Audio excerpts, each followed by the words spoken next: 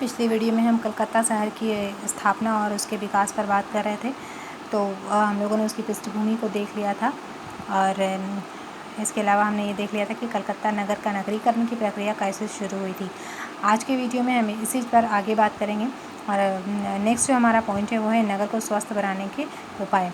इस में हम ये देखने का प्रयास करेंगे कि कलकत्ता नगर की स्थापना तो हो गई और उसमें वहाँ पर नगर नियोजन के काम भी शुरू हो गए हैं। अब उसे और अधिक स्वास्थ्यपरक बनाने के लिए अंग्रेज़ों की तरफ से क्या क्या काम किए गए हैं। तो ये जो कलकत्ता शहर की जो स्थापना हुई है, इसके बाद इसे और अधिक स्वस्थ बनाने के लिए जो प्रयास किए गए हैं उसे हम जानने का प्रयास करेंगे। कलकत्ता नगर के नियोजन की जो प्रक्रिया 1798 ईस्वी में जब लॉर्ड वेलेस्ली भारत के गवर्नर जनरल बनकर भारत आए तो उन्होंने गवर्नमेंट हाउस के नाम पर अपने लिए एक विशाल इमारत का निर्माण करवाया। लॉर्ड वेलेस्ली नगर के भारतीय आबादी वाले भाग की अव्यवस्थाओं से बहुत ज़्यादा चिंतित थे। नगर के का यह भाग जो है वो बहुत अधिक इसमें समस्याएं थी, जिसके कारण लॉर्ड वेलेस्ली चिंतित थे। और वो समस्याएं क्या थी? यहाँ पर आवश्यकता से अधिक हरियाली थी, गंदे तालाब थे जिनसे दुर्गंध आती थी और यह पानी काफ़ी जमा हुआ था और यहाँ पीने के पानी की समुचित व्यवस्था का अभाव था।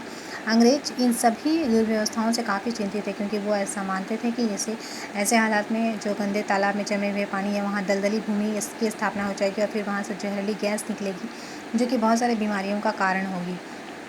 और वैसे भी यहाँ की भारत की जलवायु यूरोपीय जलवायु से काफ़ी अधिक गर्म है, जिसके कारण अंग्रेज पहले ही इस जलवायु को स्वस्थपरक नहीं मानते थे और अब जब हालात ऐसे हैं तो वो इनसे चिंतित होना उनका लाजमी था। नगर को अधिक स्वस्थवर्धक या तथा स्वच्छ बनाने के लिए नगर के बीच बीच में खुले स्थान छोड़ने का तरीका अपनाया गया। 1803 ईस्वी में लॉर्ड वेलेस्ली ने नगर नियोजन हेतु एक प्रशासकीय आदेश जारी किया और तथा इस उद्देश्य की पूर्ति हेतु कई समितियों का गठन किया गया। कई बाजार, घाट, कब्रिस्तान तथा चमड़े के कारखानों को या तो साफ कर दिया गया या हटा दिया गया। इसके पश्चात से ही नगरों की सफाई तथा नगर नियोजन में जन स्वास्थ्य को विचार को प्रमुखतः ध्यान में रखा जाने लगा तथा एक प्रमुख विषय बन गया। कहने का तात्पर्य यह है कि नगर को स्वास्थ्यपरक बनाने के लिए बहुत सारे प्रयास किए गए और उन्होंने क्या किया कि जो बाजार थे, जो घाट थे, जहाँ पे शमशान वाले घाट थे और कब्रिस्तान जो थे और जहाँ चमड़े के कारखाने थे, ऐसे सारे इलाकों को साफ़ कर दिया गया या फिर उन्हें वहाँ से हटा दिया गया। तो इस तरह से जो है नगर में सफाई का काम शुरू हो गया था और जिसका उद्देश्य नगर को स्वास्थ्यपरक बनाना था। अब आइए हम बात करेंगे लॉटरी कमेटी की। लॉटरी कमेटी क्या है? लॉर्ड वेलेस्ली के भारत से चले जाने के पश्चात नगर नियोजन का कार्य लॉटरी कमेटी के द्वारा सरकार के सहयोग से किया जाने लगा था। लॉटरी कमेटी का यह नाम इसलिए पड़ा था क्योंकि नगर सुधार के लिए पैसे की व्यवस्था जनता के बीच लॉटरी बेचकर ही की जाती थी। मतलब नगर में सुधार करने का जो काम लिया गया था और शुरू किया गया था और उसके लिए जो पैसे की ज़रूरत थी वो पैसे आते थे लोगों के बीच लॉटरी बेचकर। दूसरे शब्दों में कहा जा सकता है कि 19वीं शताब्दी के प्रारंभिक दशकों तक नगर नियोजन के लिए धन इकट्ठा करना सरकार की ही नहीं बल्कि प्रबुद्ध और जागरूक नागरिकों की भी जिम्मेदारी मानी जाती थी। ये जो लॉटरी कमेटी थी इसने नगर का एक नक्शा बनाया था जिससे कलकत्ता नगर की एक समग्र तथा विस्तारपूर्ण तस्वीर उभर कर सामने आ सके। लॉटरी कमेटी के कार्यों में एक प्रमुख कार्य भारतीय आबादी वाले हिस्से से सड़क निर्माण करना था। इसके अतिरिक्त नदी के किनारे में अवैध निर्माण को भी समिति ने हटवाया। नगर के भारतीय आबादी वाले क्षेत्रों को स्वस्थ बनाने के प्रयासों के अंतर्गत समिति ने कई झोपड़ियों को वहां से हटवा दिया तथा गरीब मजदूरों को वहां से विस्थापित कर दिया था। उन्हें अब कलकत्ता के बाहरी छोर पर बसाया गया। अगले कुछ दशकों में महामारी की आशंकाओं ने नगर नियोजन की अवधारणा को और अधिक प्रेरणा और शक्ति प्रदान की। 1817 ईस्वी में नगर में हैजा फैलने लगा और 1896 ईस्वी में प्लेग ने अपना प्रकोप दिखाया। चिकित्सा विज्ञान इस समय तक इन महामारियों के कारणों को पता नहीं लगाया पाया था। सरकार ने उस समय के इस स्वीकृत सिद्धांतों के आधार पर कार्य करना प्रारंभ कर दिया था कि बीमारियों के फैलाव तथा जीवन निर्वाह की दशाओं यानी कि वातावरण के बीच सीधा संबंध होता है। सरकार इन विचारों का नगर के कुछ भारतीयों ने भी समर्थन किया, जिसमें द्वारकानाथ टैगोर और रुस्तम जी कोवासजी के नाम विशेष रूप से उल्लेखनीय हैं। इन लोगों का विचार था कि कलकत्ता नगर को और अधिक स्वच्छ और स्वास्थ्यप्रद बनाने की आवश्यकता है। घनी आबादी वाले इलाकों को अस्वच्छ माना जाता था क्योंकि इनमें सूर्य की रोशनी सीधे प्रवेश नहीं कर पाती थी तथा ताज़ी हवा का प्रवाह भी बाधित होता था। इस प्रकार की बस्तियों में प्रमुखतः कामकाजी लोग रहते थे, अतः इस प्रकार की झोपड़ियाँ और बस्तियाँ सरकारी विध्वंस का प्रमुख निशान बनी। नगर के जो निर्धन वर्ग थे, जिनमें कामगार आते थे, हॉकर आते थे, कारीगर और बेरोजगार व्यक्ति आते थे, इन सभी को एक बार फिर से नगर के दूरस्थ भागों में पलायन के लिए मजबूर किया गया।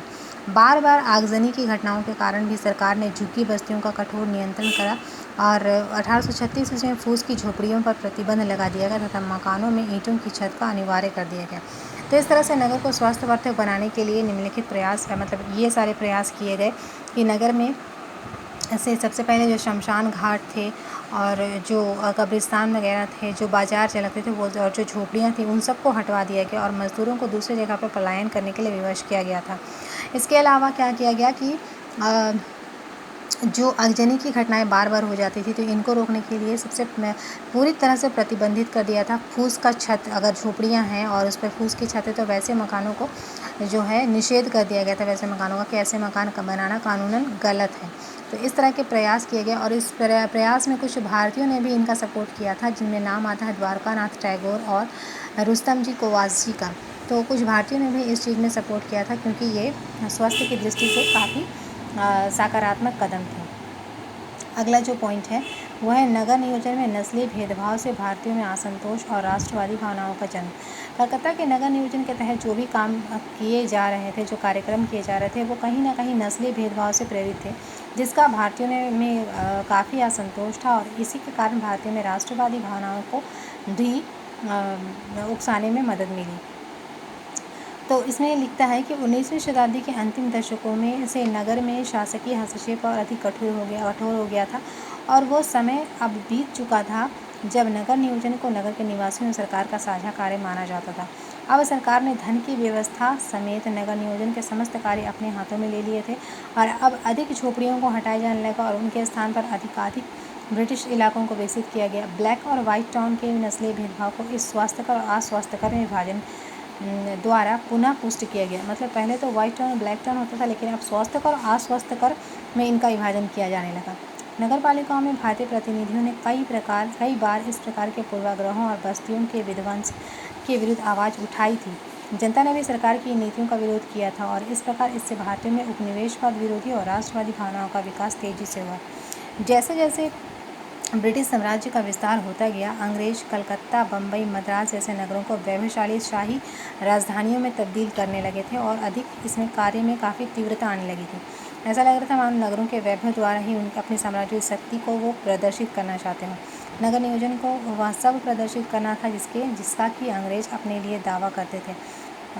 तर्कसंगत कर्म व्यवस्था, सटीक क्रियान्वयन और पश्चिमी सौंदर्यात्मक आदर्श, नगरों के लिए अच्छा स्वास्थ्य, व्यवस्थित, नियोजित तथा सुंदर होना आवश्यक था। तो इस प्रकार हम देख रहे हैं कि कलकत्ता नगर की जो स्थापना हो रही है उसको और अधिक बेहतर बनाने के लिए अंग्रेजों ने क्या क्या प्रयास किए हैं। तो सबसे पहले हमने देखा कि किस प्रकार कलकत्ता नगर को उन्होंने अपने हाथ में लिया, फिर कैसे उसकी किलेबंदी की। किलेबंदी के पश्चात जो खाली मैदान छोड़ा गया था उसमें कैसे इन्होंने अपने लोगों के लिए इमारतें बनवाना शुरू किया। तो इस प्रकार से नगरीकरण का कार्य प्रारंभ किया। फिर नगर को स्वास्थ्यपरक बनाने के लिए झोपड़ियों को हटाया गया, कब्रिस्तान हटाया गया, जो सफाई कर्मी थे, जो कामगार थे, उन सबको हटाकर दूसरी जगह पलायन के लिए बाध्य किया गया और जो झोपड़ियाँ फूस की बनी होती थी उनको अब बैन कर दिया गया कि वो सब नहीं हो सकते। हालांकि ये जो काम थे ये स्वास्थ्य की दृष्टि से अच्छे थे, इसलिए काफ़ी भारतीयों ने भी इस काम में इनका सपोर्ट किया था। इसके बाद हमने देखा कि नगर नियोजन को अच्छा बना और अधिक सुंदर बनाने के लिए उन्होंने ब्लैक टाउन और वाइट टाउन की जगह स्वास्थ्यपरक और अस्वास्थ्यकर में इनका विभाजन कर दिया और नगर को सुंदर बनाने के लिए वो बहुत ज़्यादा प्रयास करने लगे। ऐसा लग रहा था जैसे मानो इनकी साम्राज्यवादी शक्ति के प्रदर्शन के लिए ही ये इस तरह की इमारतें और इस तरह का निर्माण कार्य करा रहे हैं। तो जो भी हो, इसी तरह से कलकत्ता नगर की स्थापना हुई और आज हमारे सामने जो कलकत्ता नगर है वो उसकी शुरुआत कहीं ना कहीं यहीं पे हुई थी और औपनिवेशिक काल में ही हुई थी। इस प्रकार से धीरे धीरे करके विकास करते करते कलकत्ता नगर की स्थापना हुई और कलकत्ता नगर आज हमारे पास जिस रूप में है उस रूप में ये बनकर सामने आया। तो ये थी कलकत्ता नगर की स्थापना और उसकी जन्म की कहानी और उसके विकास की कहानी। नेक्स्ट वीडियो होगा उसमें हम बात करेंगे बम्बई नगर की। वीडियो को यहीं एंड करते हैं। Thank you.